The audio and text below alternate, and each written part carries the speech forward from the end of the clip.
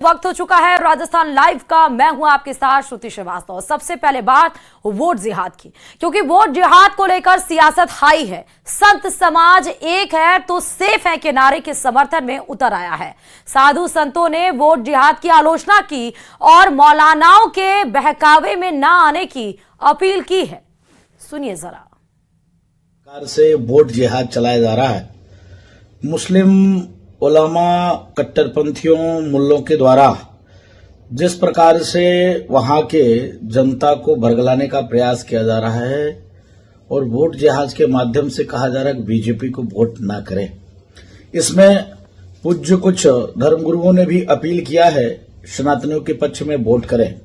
उसका एक कारण है सनातनियों का आह्वान करना धर्मगुरुओं का, क्योंकि जिस प्रकार से वहां पर मुल्ले मौलवी मदरसा लगातार ये प्रयास कर रही है कि हिंदुत्ववादी विचारधारा के लोग चुनाव न जीतें, राष्ट्र विरोधी चुनाव जीते। इसके नाते हिंदू धर्मगुरुओं को आगे आना पड़ा है और हिंदू धर्मगुरुओं को भी अपील करना पड़ा है कि सनातनी का ही चुनाव करें। जो वोट जिहाद वाली एक जो मुस्लिम धर्मगुरुओं की तरफ से बात चलाई जा रही है, यह बिल्कुल गलत है। कि जिस प्रकार अगर मुस्लिम समाज एकजुट होकर हिंदू विरोध में वोट अपने देता है, तो मैं भी अपने हिंदू समाज से ये अपील करना चाहूंगा कि आप लोग भी एकजुट होकर हमारे हिंदू समर्थक जो दल हैं उनको समर्थन दें, उनको वोट दें, जिससे कि ये जो मुस्लिम ताकतें हैं, हिंदू विरोधी ताकतें हैं, इनको परास्त किया जा सके। वोट जिहाद होना चाहिए। अगर वोट जिहाद होगा तभी सब हिंदू एक होंगे। कारण क्या है कि हिंदुओं को सिर्फ वोट देना है और जाति में बट करके दें, ये नहीं, सनातन में हो करके दें तो ये ज़्यादा अच्छा रहेगा। क्योंकि जैसे मुसलमान एक होकर के वोट जिहाद करते हैं, वोट जिहाद उनका होता है, वो अपने ही एक विशेष पार्टी को देते हैं, एक विशेष जाति को देते हैं। तो उसी तरह से हमारे हिंदुओं में भी ये संगठन होना चाहिए कि जो हम एक सनातनी संस्कृति से जुड़े हुए हैं और हमारा सनातन धर्म जिसका उद्धार करे, जो हमारे सनातन धर्म का उत्थान करे, जो हमारे सनातन धर्म को आगे लेकर के आवे, जो हमारे सनातन धर्म के लिए जूझे, उसके लिए हम वोट करें। और इसलिए हमारे यहाँ वोट जिहाद जरूरी है। मैं समस्त सनातनी समाज से अपील करूंगा कि वो भारतीय जनता पार्टी के पक्ष में वोट कर भारत व सनातन समाज एकजुट होकर एक रहेंगे, नेक रहेंगे, नेक रहेंगे, सब बसते और फलते फूलते रहेंगे। इसलिए समस्त हिंदू समाज भारतीय जनता पार्टी के पक्ष में वोट दे और इस्लामिक जिहाद से बचे। भारत में मुस्लिम धर्मगुरु अगर गैर हिंदुत्ववादी सरकार के लिए वोट करने की अपील करते हैं, तो हम भी अपने हिंदुओं से अपील करते हैं कि जो सरकार हिंदुत्ववादी सरकार हो, सनातन के लिए कार्य करे, हम भी एकजुट होकर उसी के लिए वोट करें। यह हमारी प्राथमिकता होगी। सत्य को स्वीकार करना होगा कि आज भारत की धरती पर गैर सनातनी सरकार को खड़ा करने के लिए हर तरह से षड्यंत्र किया जा रहा है, लेकिन हिंदुओं से अपील है कि सिर्फ हिंदुत्ववादी सरकार के लिए वोट करें। क्या अपील करेंगे? घोर निंदा कर रहे हैं सभी अखाड़े, सभी संत, पूरे देश के लोग हैं जो इसकी निंदा कर रहे हैं। लोगों से इस पे अपील ये करना है कि इनके भ्रामक बातों पे न जाएं और आपका जो स्वतंत्र है, जो अंदर से है, जो होता है कि हमको प्रतिनिधि चुनना है, उनको आप वोट करें। तो चलिए, इस बीच आपको राजधानी जयपुर से बड़ी खबर बताते चले कि नौकरियों में फर्जीवाड़े को लेकर हाई लेवल मीटिंग बुलाई गई है। शिक्षा विभाग की नौकरियों में फर्जीवाड़े को लेकर यह हाई लेवल मीटिंग है। शिक्षा विभाग और एसओजी के बड़े अफसर इस मीटिंग में मौजूद रहेंगे। फर्जीवाड़े, आगामी कार्रवाई और लंबित मुद्दों पर बातचीत होगी। पीटीआई भर्ती समेत अन्य भर्तियों की गड़बड़ियों पर चर्चा की जाएगी। तो हाई लेवल मीटिंग आज आपको जयपुर में देखने को मिलेगा। नौकरियों में फर्जीवाड़े को लेकर यह हाई लेवल मीटिंग बुलाई गई है। पीटीआई भर्ती समेत अन्य भर्तियों में जो भी गड़बड़ियां पाई गई हैं, उन सब पर आज विचार विमर्श किया जाएगा। बताते चले कि एसओजी के बड़े अफसर आज इस हाई लेवल मीटिंग में मौजूद होंगे। फर्जीवाड़े, आगामी कार्रवाई, मतलब जो फर्जीवाड़ा हुआ है उसमें क्या कार्रवाई की जा रही है या क्या कार्रवाई की जाएगी, और जो मुद्दे अभी तक लंबित हैं उस पर क्या कुछ हुआ है, इन सब को लेकर डिस्कशन होगा। मतलब 3 फेजेस में आप समझिए कि आज इस मीटिंग में बातचीत होगी। और ये बहुत बड़ी मीटिंग इसलिए भी मान सकते हैं क्योंकि फर्जीवाड़ा जिस तरह से नौकरियों में पाया जा रहा है, एक बहुत चिंता का विषय है और इसको लेकर अब गंभीरता जताते हुए हाई लेवल मीटिंग बुलाई गई है। तो इस वक्त की सबसे बड़ी खबर आपको जयपुर से बता रहे हैं। शिक्षा विभाग की नौकरियों में फर्जीवाड़े को लेकर हाई लेवल मीटिंग बुलाई गई है। शिक्षा विभाग और एसओजी के बड़े अफसर आज इसमें मौजूद होंगे। फर्जीवाड़े और आगामी कार्रवाई और लंबित मुद्दों पर आज बातचीत होगी। पीटीआई भर्ती समेत अन्य भर्तियों की जो भी गड़बड़ियां हैं उस पर चर्चा की जाएगी। बड़ी खबर आपको बता रहे हैं, शिक्षा विभाग और एसओजी के दोनों ही डिपार्टमेंट्स के बड़े अफसर आज इस मीटिंग में शामिल होंगे। अब ये लगभग जो ऑफिशियल टाइमिंग होती है 10 या 11 या 12 बजे के आसपास ये हाई लेवल मीटिंग बुलाई जाएगी, जो बेहद ही ज्यादा महत्वपूर्ण मानी जा रही है। और इस वक्त की एक और बड़ी खबर आपको बताते चले, दरअसल प्रदेश में लगातार बढ़ रहा प्रदूषण का ग्राफ चिंता का विषय बन चुका है। दिल्ली एनसीआर के साथ राजस्थान में प्रदूषण गहरा गया है। कई जिलों में एयर क्वालिटी इंडेक्स 400 के पार पहुंच चुका है। सबसे पहले हम राजस्थान की भिवाड़ी की बात करते हैं। सुबह का AQI यहां पर 430 दर्ज किया गया है। झुंझुनू चलिए, झुंझुनू में लगभग 300 के पास AQI पहुंच चुका है, जो बेहद ही ज्यादा खतरनाक स्थिति में बताया जा रहा है। लोगों को ऐसे कंडीशंस में सांस लेने में ज्यादा दिक्कत हो रही है। आंखों में जलन की शिकायतें मिल रही हैं। गला लोगों का बैठ चोक हो जा रहा है। कई जिलों में कलेक्टर ने एडवाइजरी जारी कर दी है। राजधानी दिल्ली की बात करें तो कल से ही यहां पे ग्राफ 4 लागू किया गया है, लेकिन राजधानी दिल्ली के आसपास के राज्यों में भी इसका असर तेजी से देखने को मिल रहा है। हमने आपको राजस्थान के 2 जिले ऐसे बताए, चाहे वो भिवाड़ी हो जहां एयर क्वालिटी इंडेक्स 430 पहुंच चुका है, या फिर झुंझुनू की बात करें 350 के आसपास ये AQI पहुंचा हुआ है। आप देखिए कि धुंध जैसी चादर जो छाई हुई है वो ठंड की दस्तक जरूर है, लेकिन ये ओस की चादर बिल्कुल नहीं है, ये स्मॉग की चादर है। इसीलिए आप अपने घर से बाहर निकलिए तो कृपया मास्क लगाकर निकलिए, क्योंकि नाक से और मुंह से आपकी बॉडी में वो सांस जाता है जो आपको दिक्कत पैदा करती है। आंखों में जलन हो रही है, इसलिए घर जाकर आंखें जरूर धुलिए, और जो भी डॉक्टर से एडवाइस लेके जो भी आप आंखों में दवा डालते हो उसको भी डालिए। अपने सेहत का ध्यान खुद रखिए।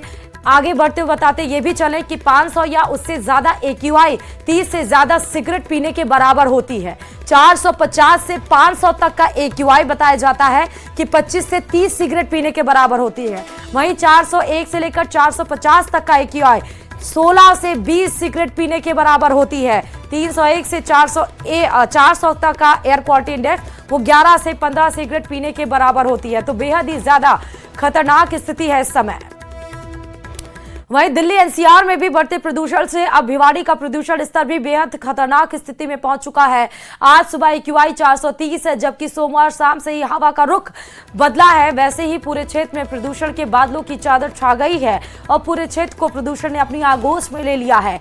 सोमवार को भिवाड़ी का AQI स्तर उछाल मारते हुए 449 पर पहुंच गया था। पूरे दिन और रात भिवाड़ी शहर पर प्रदूषण के बादलों की चादर छाई रही।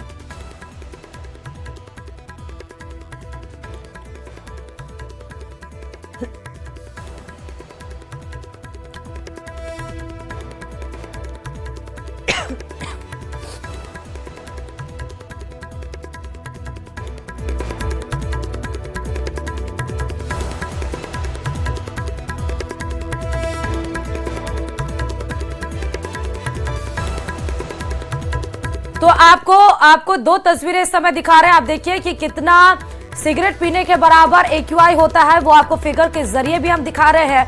दूसरी तरफ आप भिवाड़ी पे देखिए जहां पर 430 एयर क्वालिटी इंडेक्स पहुंच गया है, जहां पर पूरे इलाके में आपको सब कुछ धुंधला नजर आ रहा है।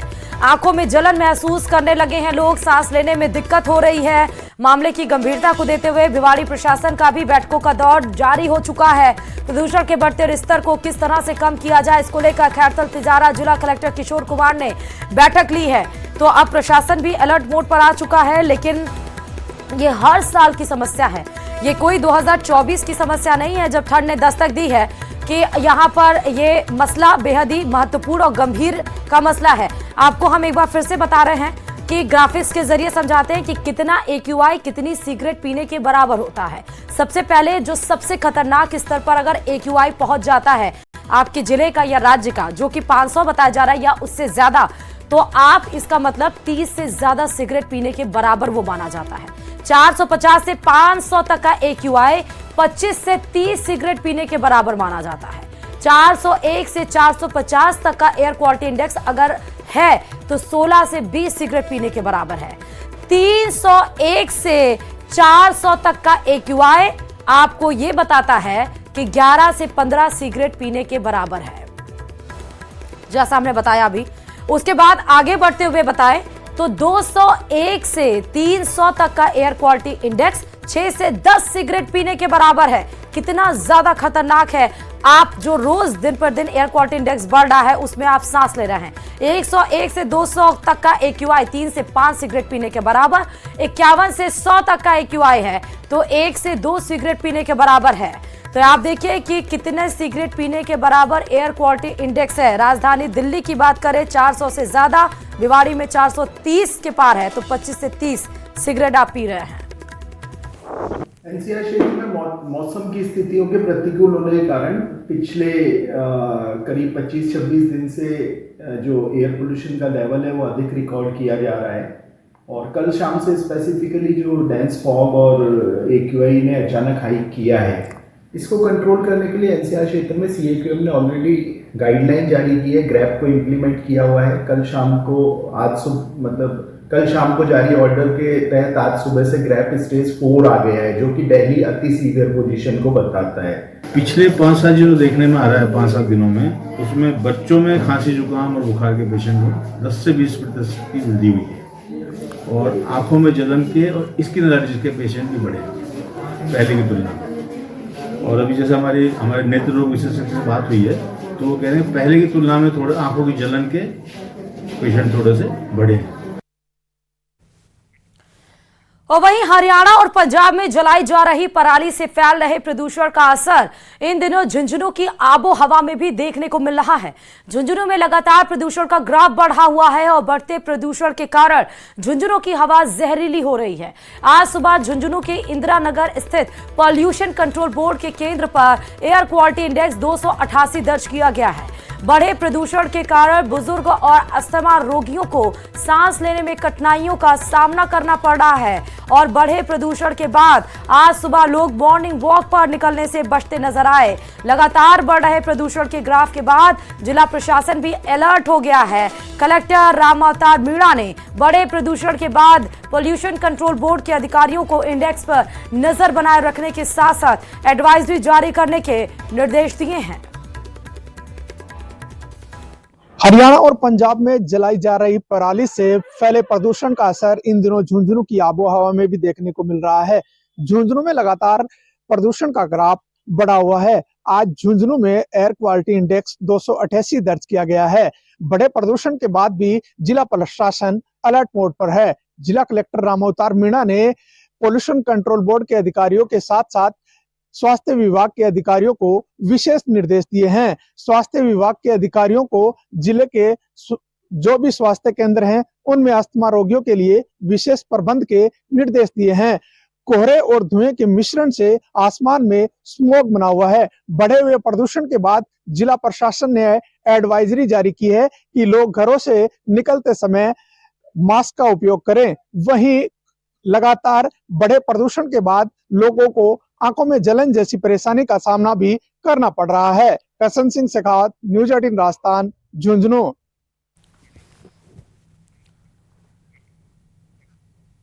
उपचुनाव के लिए 23 नवंबर को मतगणना होगी। दौसा सहित राजस्थान की 7 विधानसभा सीटों पर मतगणना की तैयारी की जा रही है। इस बार दौसा में पंडित नवल किशोर शर्मा पीजी कॉलेज के पीजी ब्लॉक को काउंटिंग स्थल बनाया गया है और पीजी ब्लॉक के कमरा नंबर 13 में मतगणना होगी। मतगणना के लिए 17 टेबल लगाई गई है। दौसा के जिला निर्वाचन अधिकारी देवेंद्र कुमार ने बताया कि ईवीएम की मतगणना के लिए कुल 18 राउंड होंगे। वहीं ईवीएम की मतगणना के लिए 14 टेबल और पोस्ट बैलेट की मतगणना के लिए 3 टेबल लगाई गई है। इसके अलावा ईटीबीपीएस की गणना के लिए 4 टेबल निर्धारित की गई है। जिला निर्वाचन अधिकारी देवेंद्र कुमार ने बताया कि सुबह 8 बजे मतगणना शुरू होगी। पहले पोस्टल बैलेट के मतों की गिनती होगी और उसके बाद ईवीएम की मतगणना शुरू होगी। उन्होंने यह भी बताया कि दोपहर 12 बजे तक परिणाम आने की संभावना है। बताते चले कि 13 नवंबर को 7 सीटों पर हुए थे उपचुनाव। तारीख को जैसा कि विदित है कि हमारी काउंटिंग होगी। काउंटिंग प्रातः 8 बजे से प्रारंभ होगी। हमारे द्वारा 14 टेबल ईवीएम की काउंटिंग के लिए लगाई गई है। इसके अलावा 3 टेबल हमारे पोस्टल बैलेट्स के काउंटिंग के लिए लगाई गई हैं। उसी के पास के कक्ष के अंदर ATPVS की प्री काउंटिंग होगी, जिसके अंतर्गत 4 टेबल हमने लगाई है। काउंटिंग जो हमारे ऑफिसर्स ड्यूटी पे लगेंगे उनका आज हमने फर्स्ट रैंडमाइजेशन कर दिया था, जिसमें उन कार्मिकों का चयन हो गया है जिनकी ड्यूटी उस दिन लगेगी। ऑल दो टेबल हमारा जो नेक्स्ट रैंडमाइजेशन होगा उसके अंतर्गत उनको बताया जाएगा। शिक्षा मंत्री मदन दिलावर ने अपने विधानसभा क्षेत्र के दौरे के दौरान खैराबाद तालाब के जीर्णोद्धार के निर्माण कार्य का निरीक्षण किया। मौके पर सरपंच बाबूलाल लोधा और पंचायत समिति अधिकारियों को तालाब पर हो रहे अतिक्रमण का सीमांकन कर अतिक्रमण के विरुद्ध कार्रवाई के निर्देश दिए। मंत्री मदन दिलावर ने सरपंच बाबूलाल लोधा और सिंचाई विभाग अधिकारियों ने 2.5 करोड़ रुपए से जीर्णोद्धार तालाब के निर्माण कार्य की जानकारी दी है। वहीं निर्माण कार्य के दौरान अतिक्रमण होने से कार्य अवरुद्ध होने को लेकर अवगत कराया।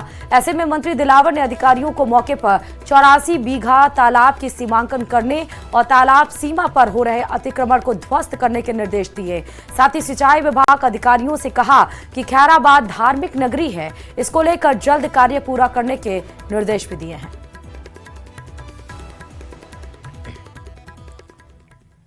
जयपुर से बड़ी खबर, मुख्यमंत्री भजनलाल शर्मा आज चिकित्सा विभाग की समीक्षा बैठक लेंगे। दोपहर ये समीक्षा बैठक बताई जा रही है और आज दिन भर सीएम भजनलाल सीएमओ में समीक्षा बैठकों में व्यस्त रहने वाले हैं। दोपहर 1 बजे चिकित्सा और स्वास्थ्य विभाग की योजनाओं का रिव्यू किया जाएगा। बैठक में चिकित्सा मंत्री गजेंद्र सिंह किंसर सहित कई अधिकारी मौजूद रहेंगे। फिर शाम 4 बजे मुख्यमंत्री चिकित्सा शिक्षा विभाग की बैठक लेंगे। उसके बाद राइजिंग राजस्थान GIS 2024 को लेकर भी मुख्यमंत्री बैठक लेंगे। तो आज CMR में ही आपको मुख्यमंत्री नजर आएंगे। कई दफा बैठकों का दौर है। सबसे पहले चिकित्सा विभाग की बैठक है, फिर शिक्षा विभाग की बैठक है, फिर जो राइजिंग राजस्थान होने वाला है राजस्थान में राजस्थान की विकास और उन्नत के लिए जो कि 9, 10, 11 दिसंबर है, उसको लेकर भी आज समीक्षा बैठक होने वाली है।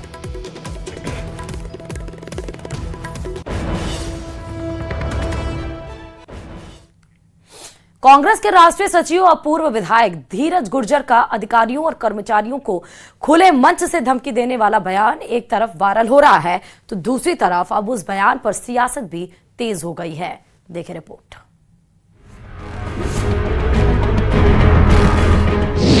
धीरज गुर्जर के बयान पर सियासत तेज।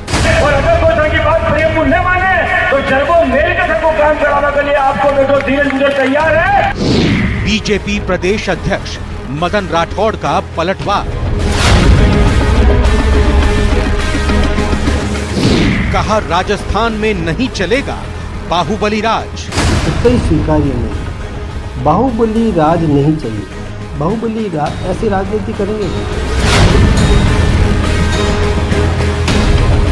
शनिवार को शाहपुरा जिले के कोठाज गांव में दिया गया कांग्रेस के राष्ट्रीय सचिव और पूर्व विधायक धीरज गुर्जर का बयान अब सियासी हो गया है। उन्होंने आखिर ऐसा क्या कहा कि सियासत गर्मा गई? आइए सबसे पहले आपको उनका वही बयान सुनवाते हैं। आप चिंता मत करो, ये कोठाज शाम का दरबार में धीरज गुर्जर आपने खेलियो है कि यह जवानी भी आपका नाम ही और बुढ़ापो भी आपका नाम है। जटाधर धीरज जी ये कोकड़ी में आप लोगों ने छोट बड़ा कोना आपकी सेवा कह रहा, आपका चेहरा पे आप कमजोरी मत लो। और अगर कोई की बात प्रेम न माने तो जरबो मेरे कथा को काम कराने के लिए आपको देखो धीरज गुर्जर तैयार है। जो धीरज गुर्जर मर जाए लेकिन आपने अकेले में छोड़े। कोठाज गांव में सार्वजनिक मंच से उन्होंने अधिकारियों और कर्मचारियों को धमकी भरे अंदाज में चेतावनी दी। उन्होंने कार्यकर्ताओं से कहा कि अगर कोई अधिकारी प्रेम से उनका काम नहीं करता है तो धीरज गुर्जर उन्हें जूते मारने को तैयार है। अब उनका ये बयान जैसे ही वायरल हुआ, सियासी पारा हाई हो गया। धीरज गुर्जर के बयान पर बीजेपी प्रदेश अध्यक्ष मदन राठौड़ ने पलटवार किया और कहा कि राजस्थान में बाहुबल नहीं चलेगा। कतई स्वीकार्य नहीं है, बाहुबली राज नहीं चाहिए। बाहुबली ऐसी राजनीति करेंगे क्या? और उचित माध्यम से सक्षम तरीके से बात रखी जा सकती है। इसमें जूतों पे जार या शक्ति बल प्रयोग मैं सोचता हूं कि किसी भी राजनेता के लिए ये निंदनीय है। दरअसल ये पहला मौका नहीं है जब धीरज गुर्जर ने जूते मारने की बात कही हो। करीब 2 महीने पहले भी धीरज गुर्जर ने पुलिस को टारगेट करते हुए जूते मारने की बात कही थी। भीलवाड़ा में वाहनों की नंबर प्लेट को लेकर कार्रवाई के विरोध में धीरज गुर्जर ने धमकी देते हुए कहा था कि अगर पुलिस में दम है तो गुर्जर लिखी गाड़ी पकड़े और थाने में डाले। चैलेंज करता हूं कि ऐसा किया तो मेरा जूता बात करेगा। धीरज गुर्जर 2013 से 2018 तक जहाजपुर से विधायक रहे। 2008 से 2023 तक कांग्रेस ने जहाजपुर से उन्हें 4 बार उम्मीदवार बनाया। साल 2023 में बीजेपी के गोपीचंद से 580 मतों से चुनाव हारे। बहरहाल अब सियासत शुरू हो गई है। अब देखना होगा कि आने वाले वक्त में इस बयान पर घमासान कहां तक जाता है। Bureau report, news 18 Rajasthan.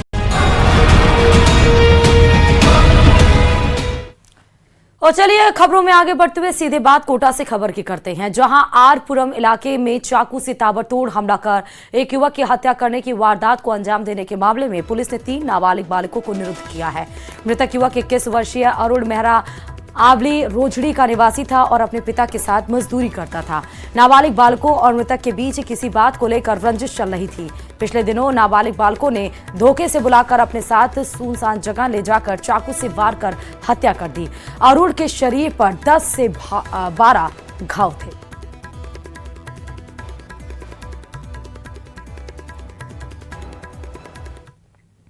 और चलिए एक और बड़ी खबर आपको जयपुर से ही बताते हैं, जहां एसडीएम अमित चौधरी का वीडियो तेजी से वायरल हो रहा है। जी हां, किसान परिवार को धमकाते हुए अमित चौधरी का यह वीडियो सोशल मीडिया पर वायरल हो रहा है। अमित चौधरी कुर्सी पर बैठकर सामने खड़े किसानों को धमका रहे हैं, मारने पीटने और इलाज करने की धमकी दे रहे हैं। हालांकि न्यूज़ 18 राजस्थान इस वायरल वीडियो की पुष्टि नहीं करता। ये वही अमित चौधरी हैं जब 13 तारीख को यानी 13 नवंबर को जब टोंक के देवली उनियारा में उपचुनाव हो रहा था, उस दरमियान कहा सुनी में निर्दलीय प्रत्याशी नरेश मीणा ने एसडीएम अमित चौधरी को थप्पड़ मारा था। उसके बाद से एक और वीडियो उनका तेजी से वायरल हो रहा है, जिसमें वो देखिए कुर्सी पर आराम से बैठे हैं और सामने खड़े किसान परिवार को धमकाते हुए नजर आ रहा है। सुनाते हैं कि क्या कुछ उन्होंने धमकाया है। मैंने दिवाली वाले दिन फोन करके ये कहा कि इस पे निर्माण मत करो। एक ही दिन में 2 कमरे बना दिए गए, तो इसको क्या मानूं?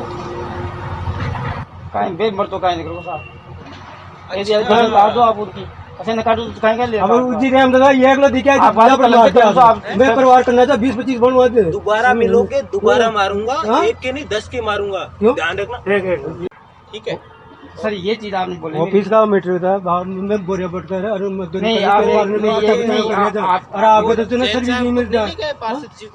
नहीं आप यूँ काटते हैं यूँ कौन पर वो मेन रोड में मैं बच्चा पालेगा क्या नहीं करूँगा साहब। वो आसू जमीन को ना तीसरी वीडियो रोड को मैं जमीन अब नहीं रोड में तो वहाँ बोरिंगटन 70-80 साल 3 फीट बोरिंगटन वही रोड में बोरिंग लेकिन अब 15 बीघा छोड़नी। अब सर आप इतना बता मजदूर आदमी। और इधर एसडीएम थप्पड़ कांड को लेकर नागौर सांसद हनुमान बेनीवाल देवली उनियारा से निर्दलीय उम्मीदवार नरेश मीणा के समर्थन में उतर आए हैं। बेनीवाल ने नरेश मीणा का समर्थन करते हुए कहा कि नरेश ने जो किया उसे वो सही किया, उसे तो 3-4 थप्पड़ मारने चाहिए थे। सुनिए जरा क्या कुछ और कहा है हनुमान बेनीवाल ने। उसके एक झापट मारा, मैं तो कह रहा हूँ 3-4 झापट धरनी चाहिए उसके वहां पर। अच्छा रहा मैं मार नहीं पाया, मेरे बड़ा काम नरेश ने कर दिया, ठीक किया ना। मैं ही थोड़ा ही मारता घूमूंगा सबको। राजस्थान राज्य महिला आयोग की अध्यक्ष रेहाना रियाज कोटा पहुंची हैं। सर्किट हाउस पहुंचने पर महापौर मंजू मेहरा ने उनका स्वागत किया है। उनके साथ महिला आयोग के सदस्य भी कोटा पहुंचे। कोटा पहुंचने पर सर्किट हाउस में जिला कलेक्टर, सिटी एसपी और एडीएम ने चर्चा की। महिला आयोग की अध्यक्ष और सदस्य सर्किट हाउस में 10 बजे से 2 बजे तक जनसुनवाई करेंगे। मीडिया से बात करते हुए महिला आयोग अध्यक्ष ने बताया कि बहुत सारे मामले ऐसे होते हैं जो कि पुलिस तक पहुंच ही नहीं पाते।